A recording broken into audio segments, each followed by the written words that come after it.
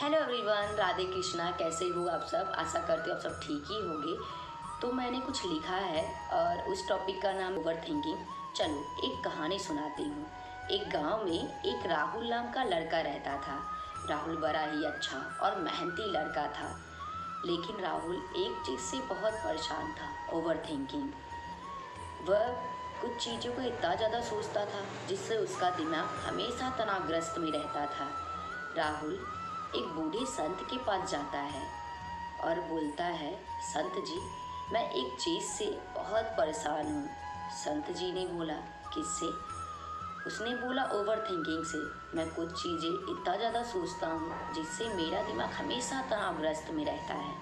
संत जी ने बड़े ही कोमल भाव से मुस्कुराते हुए कहा, बेटा, मैं तुम्हें एक कहानी सुनाता हूँ। एक बार एक आदमी था जो एक नदी के किनारे खड़ा था। वह नदी के पानी को देख रहा था और सोच रहा था कि ये पानी कहाँ से आ रहा है और कहाँ जा रहा है।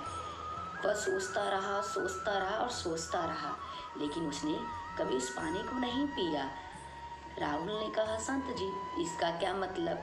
संत जी ने कहा, बेटा, इसका मतलब है कि तुम ओवर थिंकिंग में इतना ज़्यादा उलझे हुए हो कि तुम जीवन के सरल सुखों को नहीं देख पा रहे हो। तुम सोचते हो कि तुम सब कुछ समझना है, लेकिन वास्तव में तुम्हें सिर्फ वर्तमान में ही जीना है। राहुल को ये बात समझ में आ गई। उसने अपने दिमाग को शांत किया और वर्तमान में जीना शुरू कर दिया।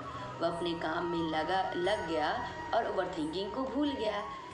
संत ने कहा, बेटा, ओवर थिंकिंग एक बादल है जो तुम्हें दिमाग को घेर लेता है, लेकिन सूरज की रोशनी से वह बादल हट जाता है। तुम भी अपने दिमाग से सूरज की रोशनी से भर दो और ओवर थिंकिंग को भूल जाओ।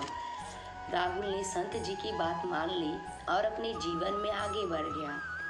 वह अब ओवर थिंकिंग से मुक्त था और जीवन को आनंद से जी रहा था। तो ये है हमारी ओवर थिंकिंग की टॉपिक। जी हाँ, हम लोग भी इतना ज़्यादा सोच लेते हैं जिससे हमारी हेल्थ पे भी अफेक्ट करता है।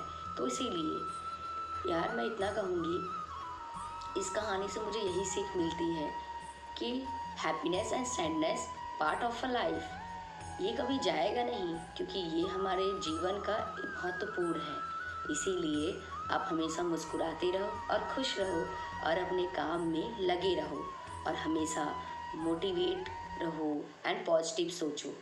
इसीलिए लास्ट में बस यही बोलूँगी, solve the solution not the problem. मिलते हैं नेक्स्ट कहानी के साथ, तब तक के लिए बाय बाय।